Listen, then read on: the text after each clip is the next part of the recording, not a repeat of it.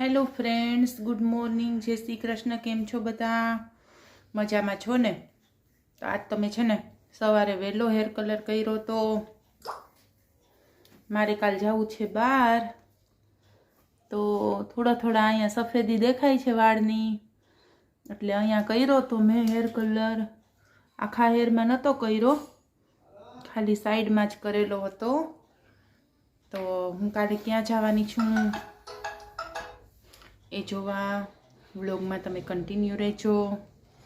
અને સવાર તો ભાઈ બધાયની રોજ વહેલી પડે છે, શિયાળો છે તો સવારમાં વહેલું ઉઠવું બહુ જ સારું.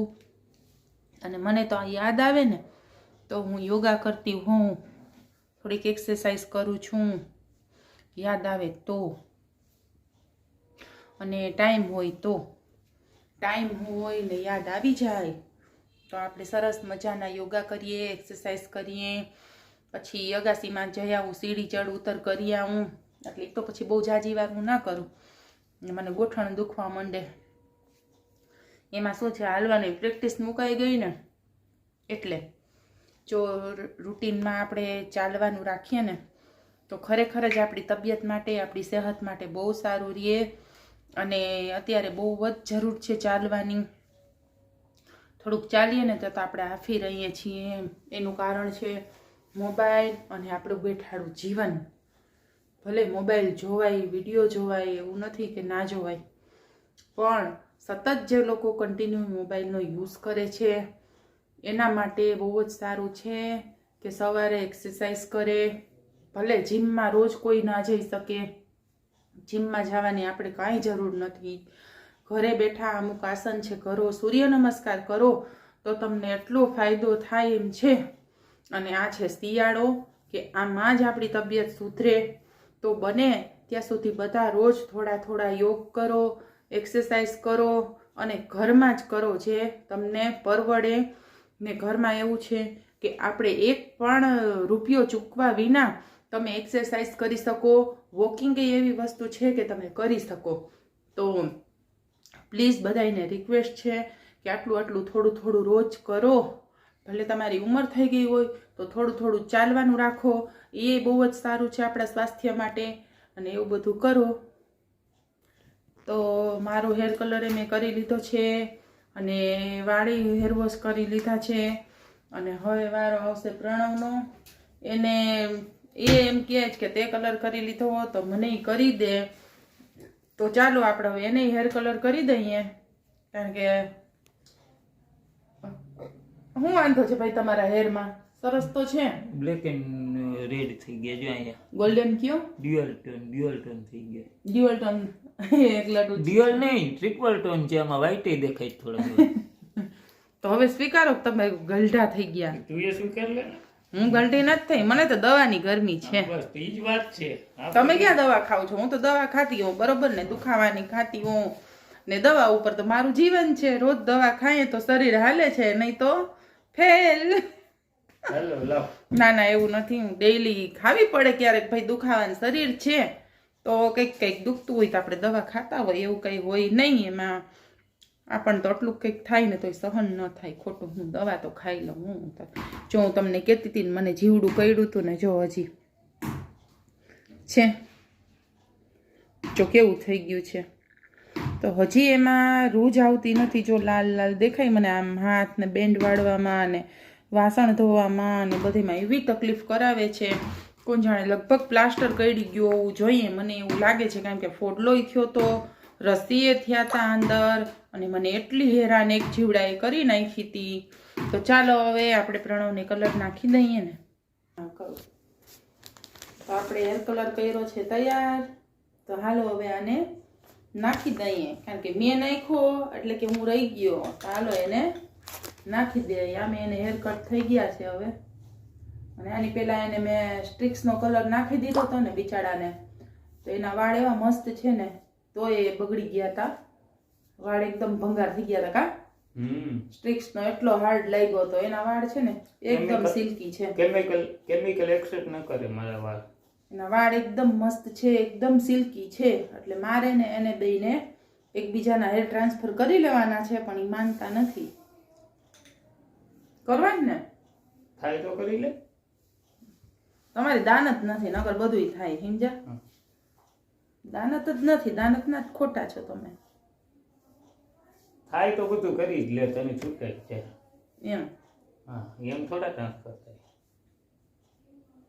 તો આના વાળ સફેદ છે નહીં, પણ મારા હિસાબે એના વાળ એકદમ ગોલ્ડન થઈ ગયા હતા, કારણ કે એના વાળનો ગોલ્ડન શેડ હતો ને, તો મને એમ કે ગોલ્ડન કલર એને કરી દઉં, પણ ગોલ્ડન કંઈક વધારે જ ભડકા જેવો જો ગોલ્ડન થઈ ગયો હતો. એટલે હવે આજે એના વાળ આપણે થોડાક સુધારીએ, જોઈએ શું થાય છે, સુધરે છે કે પછી કેમ, એ હું તમને આગળ બતાવીશ. અત્યારે તો એને ઉપર ઉપર કલર નાખી દઉં ભાઈ. માથું ધોવાઈ જાય પછી ખબર પડે. માથું ધોવાઈ જાય પછી ખબર પડે. જોકે આ છે ને બ્રાઉન કલર છે, એટલે આ છે ને બ્રાઉન જ આવશે. જો એના વાળ જોવો ને કેવા છે, અચ્છા અચ્છા છે, સિલ્કી સિલ્કી છે. આ માણસને એ વાળની કદર નથી. હકીકત એના વાળ એટલા સરસ છે, અને મને તો એના વાળ બહુ જ ગમે છે.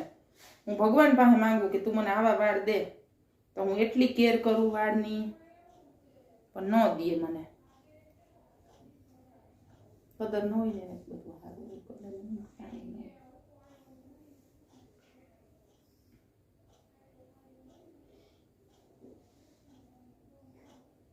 હાલો, અવડાક વાળમાં શું વાર લાગે? જો નખાઈ ગયો. હજી થોડોક છે, એ તો નાખી દઉં ને.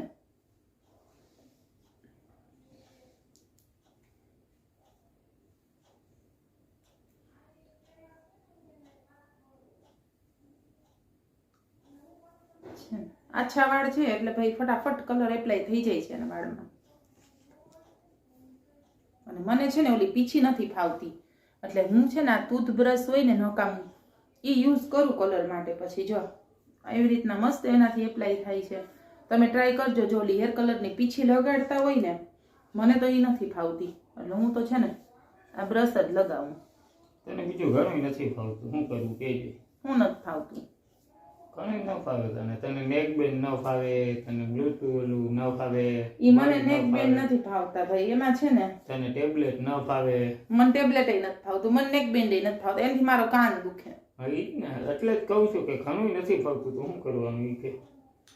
કઈ ના થાય, હવે જી છે એ હલાવી લેવાનું. જિંદગી ટૂંકી ને વ્યસ્ત જાજા.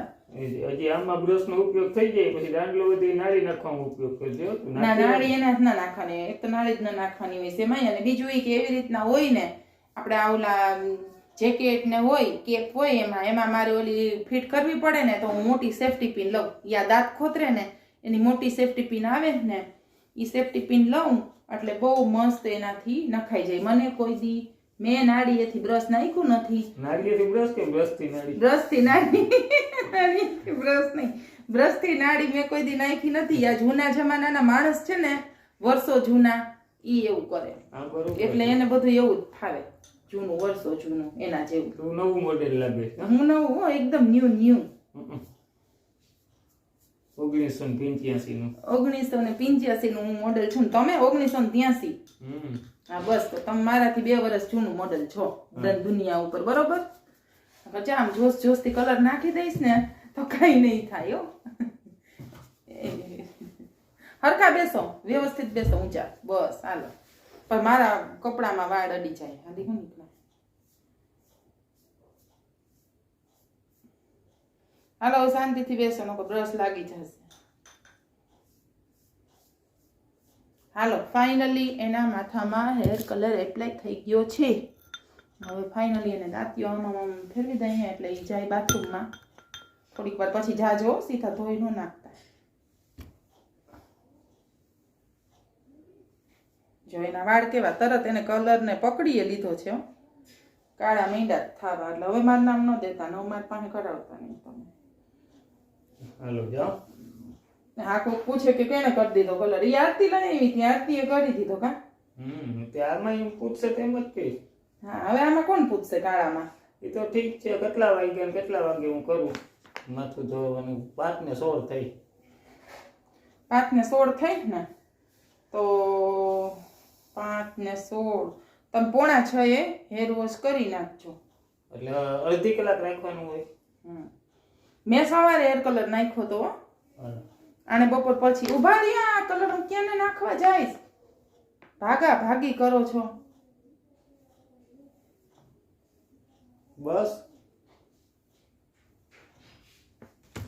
પછી એમ કે મારા વાળ રહી ગયા, માંથી રહી ગયા, માંથી રહી ગયા. પણ તમે ભાગાદોડી કરો તો રહી જ જાય ને. ઘણું હવે ઘણું, પણ આ ઘણું આ લુવા તો દ્યો. જો કેવો મસ્ત નખાઈ ગયો કલર છે ને. અમારા જેવા કાળા કાળા તમારા વાળ થઈ જશે. મેં તો આ ખાલી આગળ આગળ જ નાખ્યો તો, એને તો આખા માથામાં કરાવ્યો છે. જાઓ ચાલો, જોયું ને તમે કેવી લપ હોય છે. જો